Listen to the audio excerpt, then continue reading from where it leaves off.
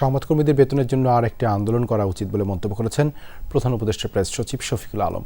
বিকেল প্রেস ক্লাবে আয়োজিত এক আলোচনা সভায় এই মন্তব্য করেন তিনি। সাংবাদিক ইউনিয়ন এক্ষেত্রে ব্যর্থ হচ্ছে বলেও তিনি দাবি করেন। বলেন, শেখ হাসিনার আমলে গণমাধ্যমের কোনো স্বাধীনতা ছিল না, যার জন্য জুলাই গণ অভ্যুত্থানে টেলিভিশন কিংবা পত্রিকা নয়, মাল্টিমিডিয়া রিপোর্টাররাই স্বৈরাচারের অপকর্ম ফাঁসে অগ্রণী ভূমিকা পালন করে।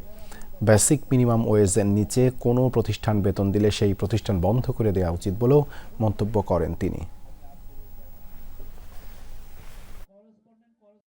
এই জার্নালিজমটা বাংলাদেশের ক্ষেত্রে একটা ব্লাড সাকিং ইন্ডাস্ট্রি হয়ে গেছে। আপনার রক্ত কেমনে চুষে খেয়ে খাওয়া যায়। জার্নালিজমটা আপনি প্যাশন হিসেবে নেন, আপনি আসেন, কিন্তু ওই আপনার আশাটাকে এক্সপ্লয়েট করা হচ্ছে মালিকরা। এটা নিয়ে সত্যিকার অর্থে আমি আবারও বলি, আপনারা নতুন করে একটা মুভমেন্ট করা উচিত।